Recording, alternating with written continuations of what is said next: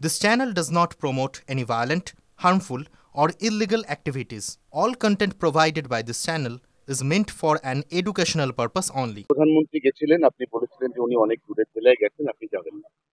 এরপর দুর্গাপুরে প্রধানমন্ত্রী যেদিন যান সেদিন আপনি সাংগঠনিক কাজে খড়গপুর চলে যান। কালকে আবার যশস্বী প্রধানমন্ত্রী কলকাতায় আসবেন, তিনি দমদমে সভা করবেন। কালকে কি আপনি যাবেন?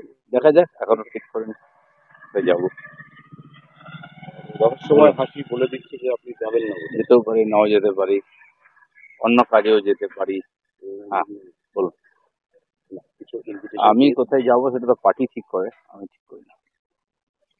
কিন্তু আপনি বলেছিলেন যে আপনি নিজের কর্মসূচি নিজেই ঠিক করেন। হ্যাঁ, কিন্তু পার্টির যেটা কর্মসূচি পার্টি নির্ধারণ করে সেটা আমার হাতে।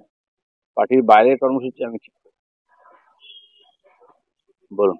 সেক্ষেত্রে কালকে যে প্রধানমন্ত্রী তিনটে গুরুত্বপূর্ণ রেল প্রকল্প উদ্বোধন করবেন, সেখানে তো সরকারি প্রোগ্রামে আমন্ত্রণ দরকার। এখন আমাকে আমন্ত্রণ করেনি, ওটা যাচ্ছি না, বাকি দেখছি। বিষয়টা হচ্ছে আপনাকে ছাড়া 26-এর ভোটের বৈতরণেই বিজেপির পক্ষে পার করা মুশকিল। সাংগঠনিকভাবে আপনাকে হয়তো নানাভাবে কাজে লাগানো হবে, অমিত শাহ সেটা ইঙ্গিত দিয়েছেন। আপনাকে বলেছেন ডেকে যে আপনি ভালো করে। এটা তো পুরোপুরি পার্টির হাতে আছে, পার্টি যেরকম বলবে সেরকম করবো, আমার এই ব্যাপারে কিছু বলার নেই। আবার কোথাও সেই অভিমানী দিলীপটাকে আমরা পাবো না, আমরা পার্টির সাধারণ কর্মী আছি, যাকে পার্টি যে কাজ দিচ্ছে, যে কাজে লাগাচ্ছে সে কাজ করছে। তো রিজার্ভ ফোর্সের মধ্যে থাকি আমরা, যখন অর্ডার হয় আমরা লেগে যাই।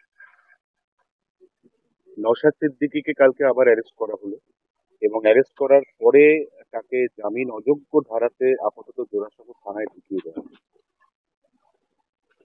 হ্যাঁ, ওনারা চাইছেন না যে সংখ্যালঘু ভোট ভাগ হোক বা বিরোধীরা বেশি লাফালাফি করুক ইলেকশনের আগে। তো যে কোনো ভাবে বন্ধ করার চেষ্টা হবে। যারা বলে বেড়াচ্ছে ভারতবর্ষে নাকি আর মিডিয়ার স্বাধীনতা নাই, গণতন্ত্র নাই, তো এখানে একজন এমএলএরও গণতান্ত্রিক অধিকার নেই, তাকে জেলে থাকতে হবে প্রতিবাদ করলে। বোঝা যাচ্ছে কোন দিকে যাচ্ছে পশ্চিমবাংলার পরিস্থিতি।